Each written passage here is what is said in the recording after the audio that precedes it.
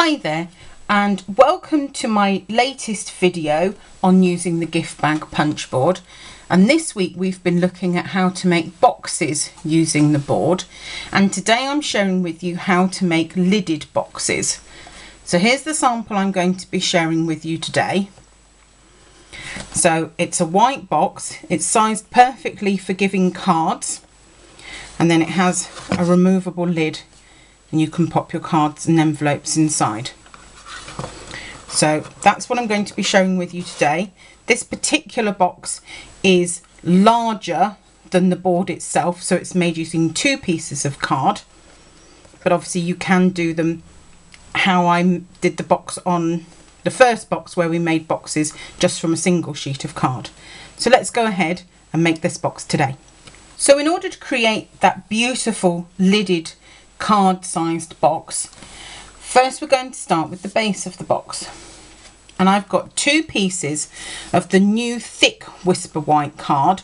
I've gone with the thick because I think it'll give the box extra strength, and I've cut both of them to 19.7 centimeters by 18.8 centimeters, or if you prefer 7 3/4 inches by 7 3/8 of an inch.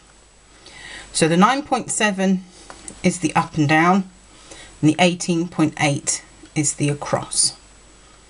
So with the 19.7, 18.8, so with the 18.8, we're going to pop this inside our gift bag punch board. And because we're making a separate lid, unlike the boxes we've made the previous 2 days, we're only going to need those base flaps on one side of this box, because then the other side will be on the lid that we create in a minute. So I'm going to go ahead, I'm going to score my horizontal line, and like the larger boxes yesterday, I've cut my piece of card to the width I required it, plus the 6.7 centimeters I needed for a side and a flap, which is 2 5/8 of an inch if you prefer that measurement. So I'm going to go ahead, and with the left hand side on the start line, I'm going to punch, and I'm going to score a side, but without any of those extra side bits. I'm going to slide that across so the score line's on the notch, and punch, and then I'm going to slide across again so that the right hand edge is on that small bag line, and I'm going to score the side line again, and then I'm going to slide that score line across and punch again, and there we have it. So I've gone ahead and I've stamped some candles on the front panel of one of my pieces, and I've gone ahead and I've folded all my score lines, and I've added some tape to the flaps on both pieces. So now we can go ahead and stick the base of our box together. So removing the tape from that flap, I'm going to stick the side of this box on there, and then removing the tape, backing from that one, I'm going to bring this around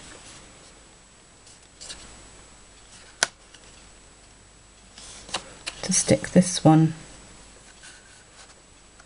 on here.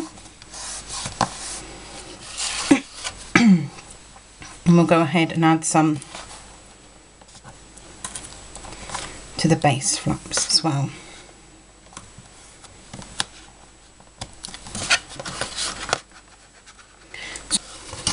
So I'll go ahead and remove the backing from those.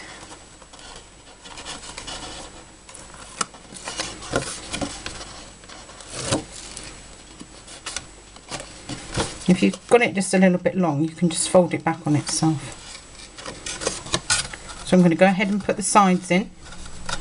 I'm going to bring the base one in, and like we said all last week, making sure we've got the box square, and we can go ahead and stick it down. Really good firm press from the inside. And there we have the base of our box, and the lid is obviously made in exactly the same way as we made the base. We just don't need the card quite as long as we did before.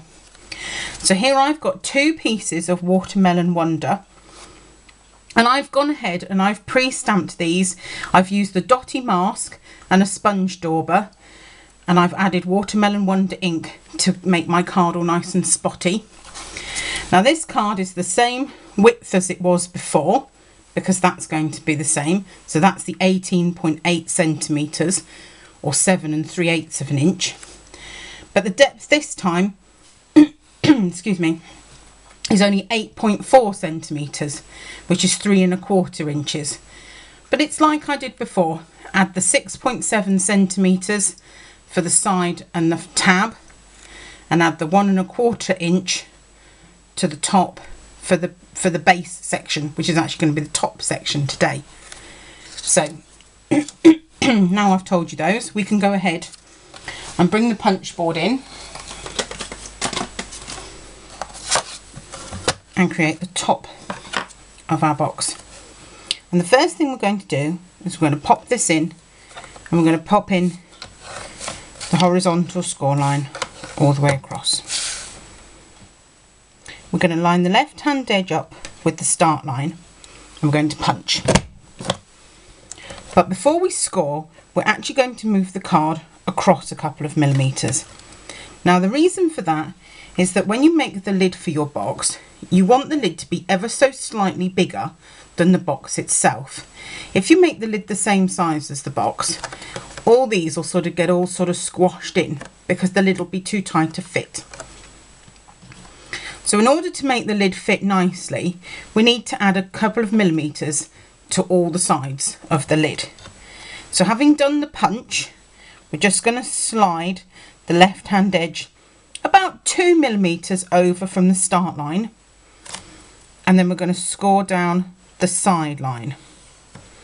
This has made the side ever so slightly bigger than it was before for the base. Now we can go ahead and slide that score line across to the notch and punch. Now we move the right hand edge across to the small line, but again we want this to be a little bit bigger as well. So we're going to move it another couple of millimetres this way, another couple of millimetres left, so not quite on the small line, and we're going to score the side line again. Now we've still got plenty left for the tab to stick the 2 pieces together, so don't worry about that, because that was more than generous. And then we slide this score line across, and we punch it. And we're going to repeat that for the second piece. So we'll do it again. We'll put the horizontal line in first,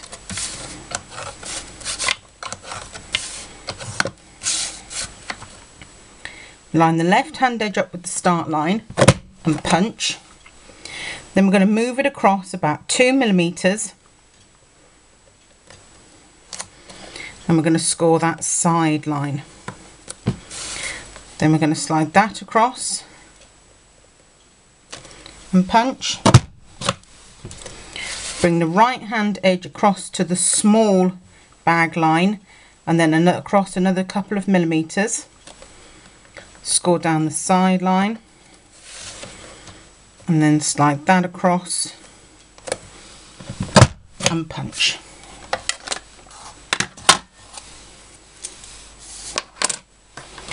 Now we can go ahead, get rid of those.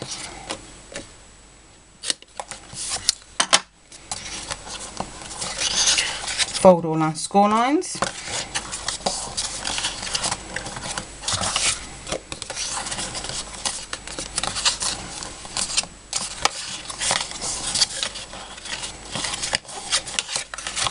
And add some tape to these tabs.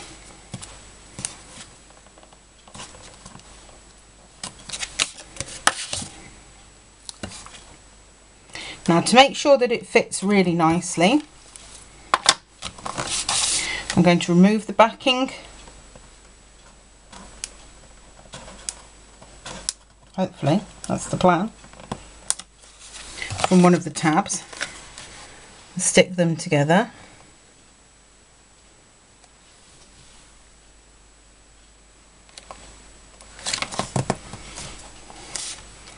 I'm going to remove the backing from this one.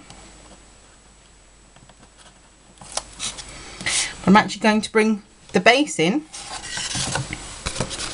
and by sticking it together around the base, we make sure that it will fit when we come to slide it on and off.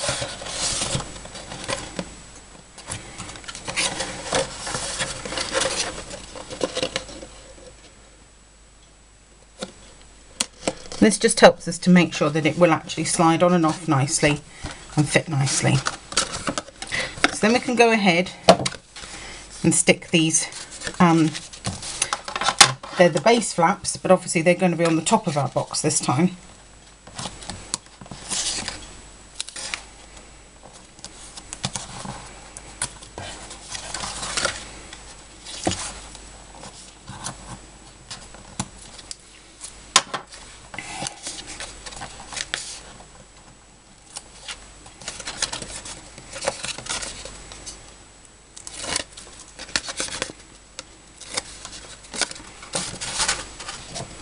And you might find the box handy for this again.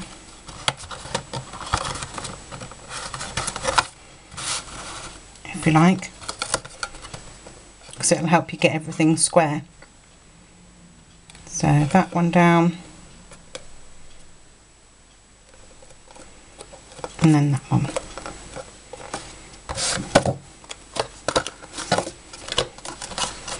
And just give it a press all over inside. So there we are. Now we have a lid that fits our box really nicely. So we can just go ahead and finish the embellishments on that. So here we are, here's my finished box. I've gone ahead and added some Bermuda Bay baker's twine and wrapped it around the top a few times and tied it in a knot. Left some quite long tails on that. And then I've punched and assembled a bow using the bow builder punch from the Cherry on Top Designer Series paper, and just popped that on there with a couple of glue dots. So there we have the finished box.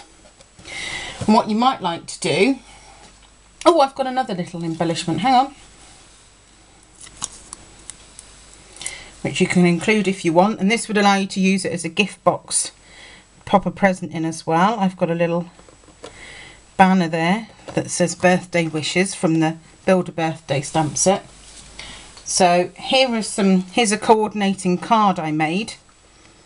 So you could make a whole batch of these, and these would fit very nicely inside your box. There's plenty of room for envelopes as well. I've made it, sized it big enough for our envelopes too.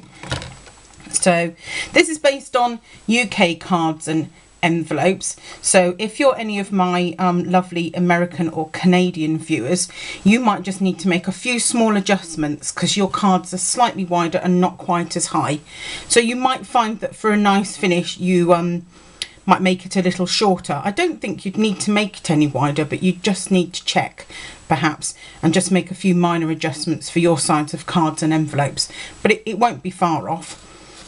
And then you can just pop the lid on,